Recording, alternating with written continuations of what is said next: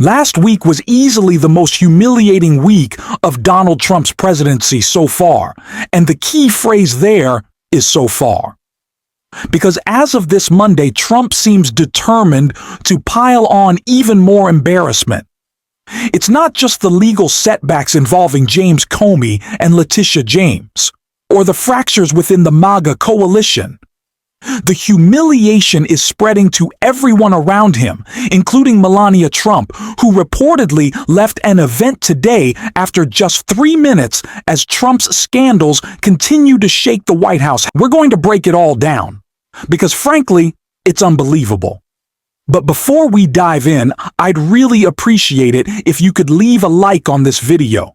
And if you enjoy the channel and haven't subscribed yet, hitting that subscribe button really helps support our work. Now, before we get into Melania's reaction, let's start with the scandals causing all this chaos inside the White House, beginning with Donald Trump's threats toward Democratic members of Congress, including Ruben Gallego, who is responding today. Level of trust in the U.S. military justice system, if it were to get that far, to handle this?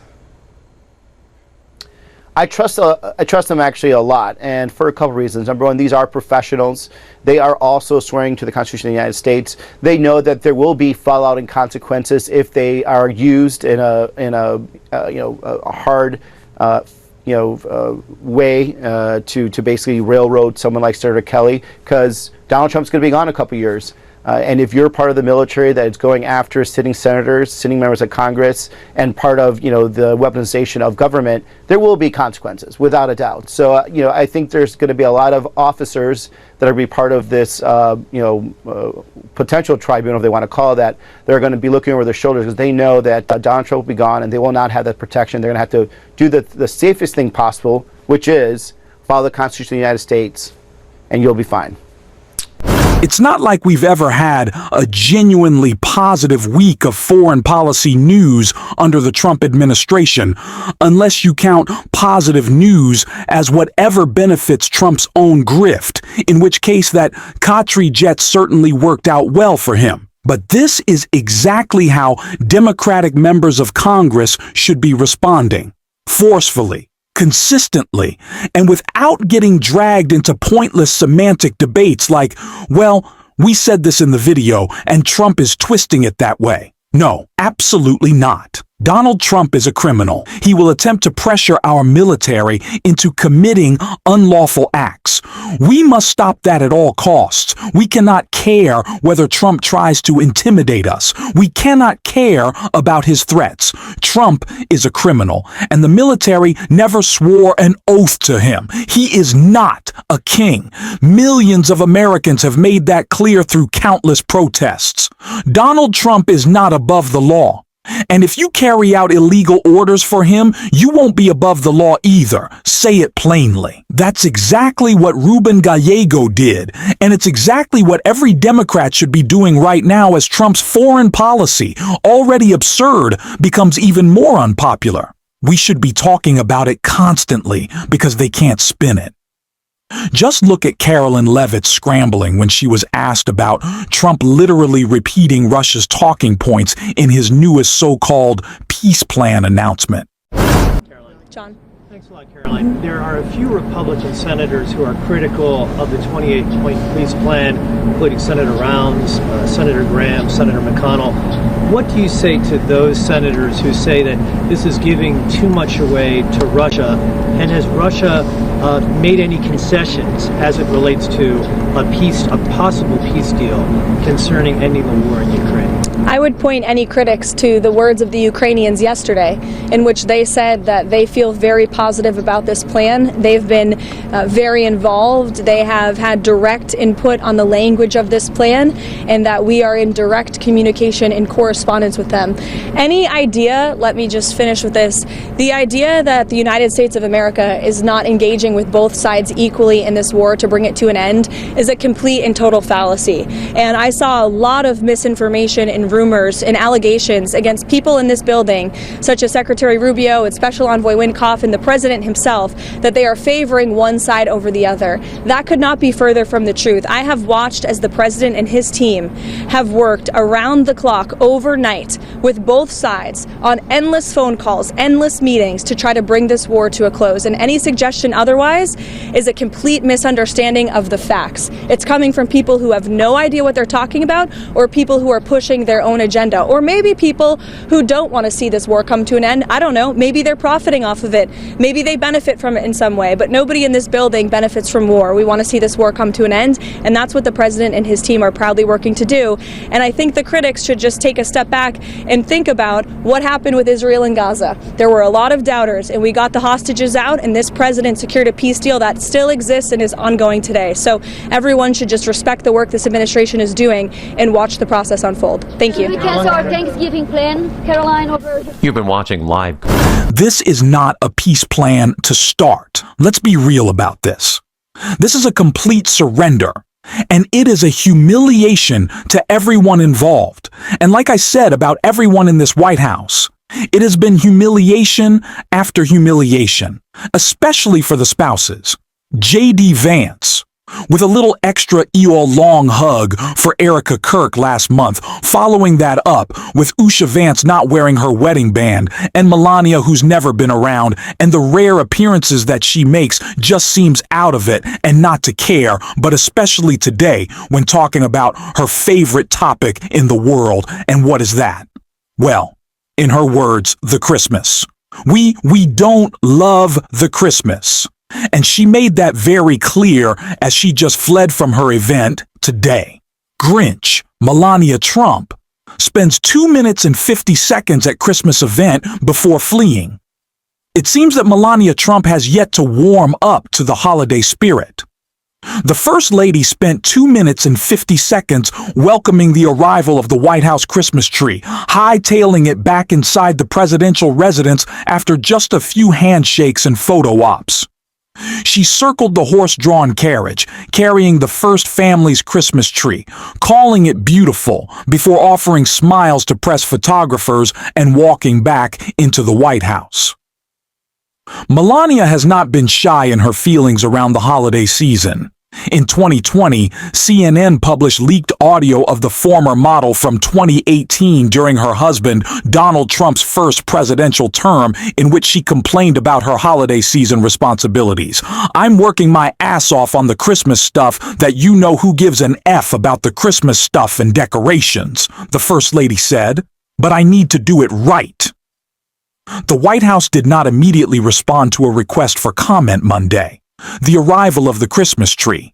Hints that Melania holiday decor will be fully revealed soon, though it should be more minimal compared to years past given the destruction of the White House's East Wing, which typically displayed these decorations.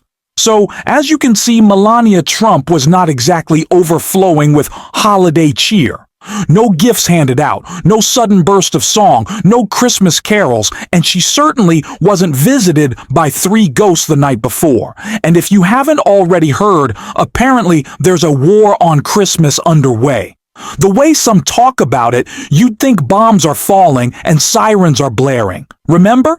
Obama's supposed war on Christmas? Ah yes, the never-ending war on Christmas. Truly, what a tragedy. Don't worry though, Donald Trump claimed he solved it. Apparently. Yet here we are with Melania Trump starring in her very own war on Christmas moment. She didn't look thrilled. Not a fan. And look, this wouldn't even be a story.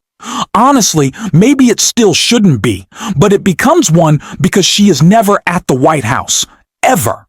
Her showing up anywhere is practically a rare, astronomical event. And today?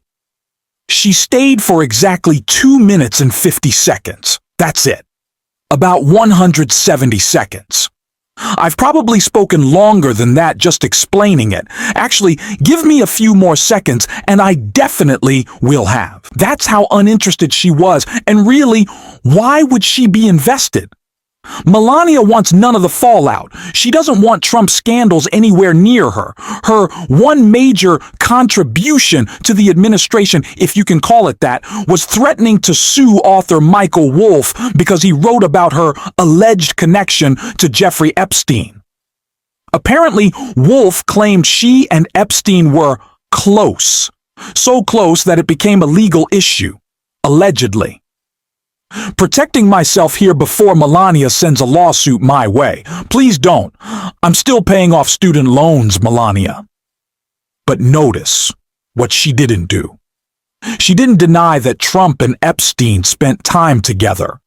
She only drew a line around herself. Her message was basically, don't drag me into any Epstein mess. Donald can handle that himself. Whatever he was doing is on him. And by the way, yes, I've now officially spoken for longer than she stayed at that Christmas event. That's how quick she bailed.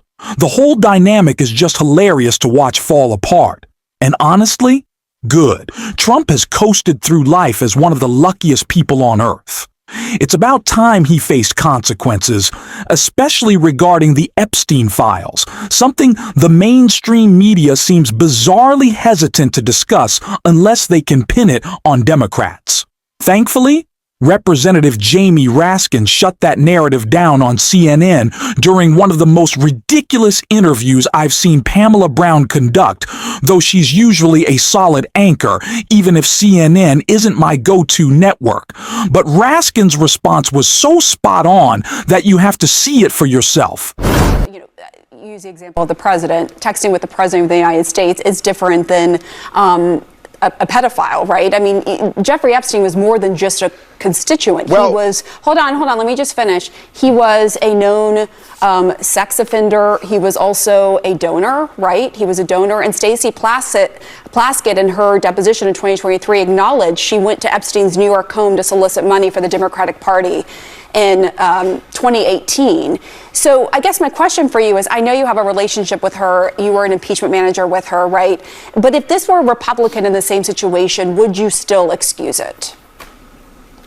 Well, in other words, are you saying would I want to censure someone just because they had a phone call with a convicted felon and an adjudicated sex assailant? Because that's what Donald Trump is. Remember, he's got an adjudicated sexual assault charge in New York that he was convicted of, in addition to the 34 criminal felonies.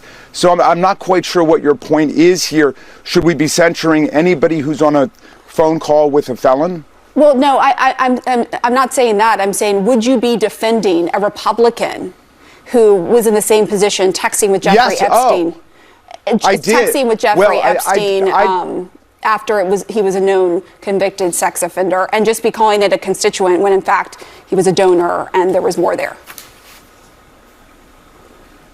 Well, I mean, we could take the example of the Republican serial liar and fraudster from New York. I'm spacing his name out right now, who left Congress, who was just George pardoned Santos? by. Is that what you're talking about, George Santos? George Santos. Okay.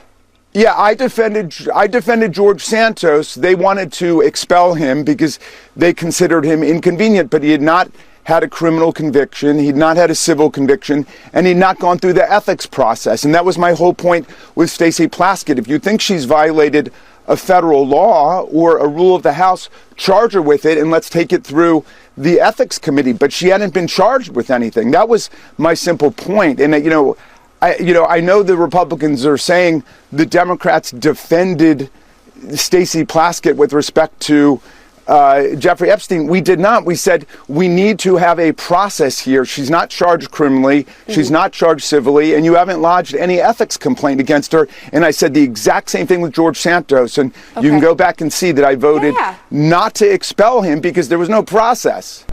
This isn't the first time CNN has dipped into strange territory with their Epstein coverage.